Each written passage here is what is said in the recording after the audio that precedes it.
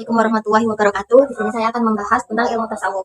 Jadi tasawuf itu berasal dari bahasa Arab yaitu tasawwafa ya tasawwafu tasawuf yang artinya bulu domba atau wol. Karena para sufi zaman dulu itu mengenakan pakaian bukan dari sutra melainkan dari bulu domba atau kain wol.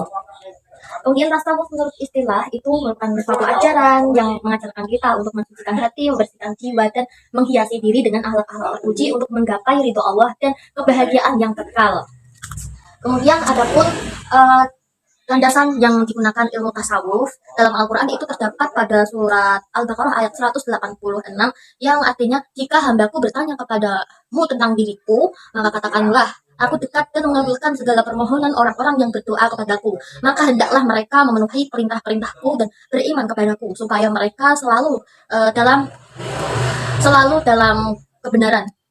Kemudian ada dasar hukum atau landasan dari hadis Nabi yaitu hadis yang diriwayatkan oleh Imam Al-Bukhari yang artinya jika seorang hamba dekat denganku sejengkal maka aku dekat dengannya satu hasta. Jika dekat satu hasta maka aku dekat sedepa dan jika dekat denganku dengan cara berjalan maka aku mendekati hambaku dengan berlari.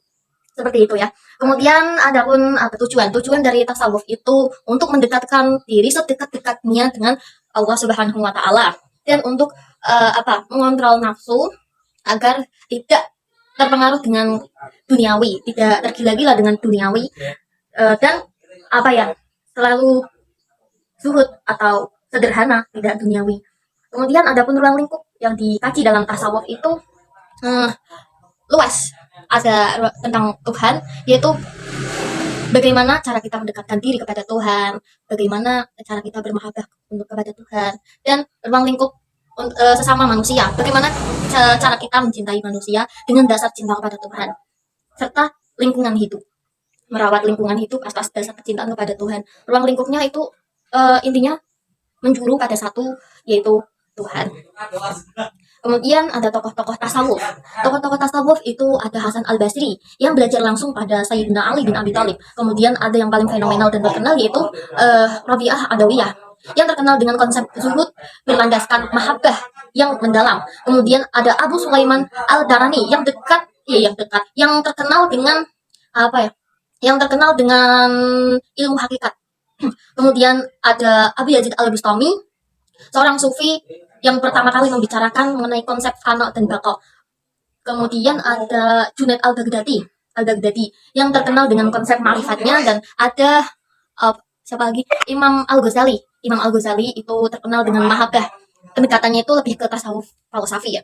Jadi mahabbah menurut Rabi'ah dan Imam Al-Ghazali itu cukup berbeda karena menurut Al-Ghazali itu ma'rifat dulu baru mahabbah, kenal dulu baru sayang, atau cinta, tak kenal maka tak sayang.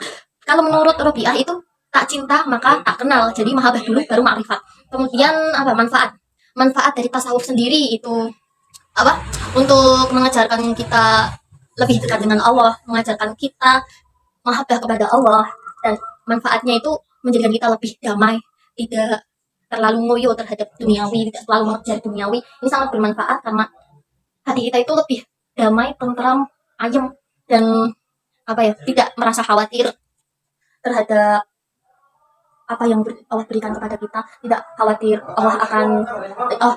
Allah tidak akan mencukupi rezeki kita, dan tidak khawatir bahwa segala hajat-hajat kita itu tidak akan dikabulkan oleh Allah selaginya kita itu beriman dan ada pada jalan yang Allah ridhoi. Itu sangat bermanfaat sekali ya tasawuf itu. Kemudian menurut saya pribadi sebagai mahasiswa TP, manfaat dari tasawuf, mempelajari tasawuf, saya jadi sadar bahwa kecintaan terhadap Allah itu bukan hanya sekedar kita cinta kepada Allah, melainkan itu tercermin pada diri kita, pada sikap kita terhadap sesama manusia dan sikap kita terhadap lingkungan, yang mana manusia itu adalah makhluk ciptaan Allah dan lingkungan juga itu merupakan ciptaan Allah.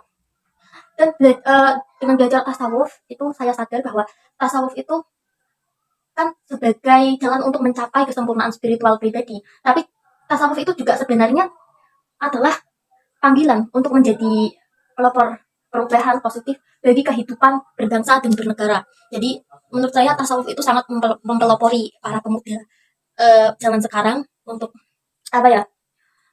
menjadi pelopor perubahan positif. Karena yang dibahas dalam tasawuf itu bukan hanya melulu tentang Tuhan dan ibadah saja, seperti sholat, zakat, itu bukan itu saja, tapi isu-isu kontemporer yang ada pada sekitar kita juga ikut dibahas dalam tasawuf. Jadi benar kata Prof. Imam sendiri, bertasawuf itu tidak akan menjadikan kita ketinggalan zaman. Justru para anak muda zaman sekarang itu butuh belajar tasawuf untuk apa ya? Untuk keberlangsungan hidup di masa depan, bekal bekal masa depan. Terima kasih. Wassalamualaikum warahmatullahi wabarakatuh.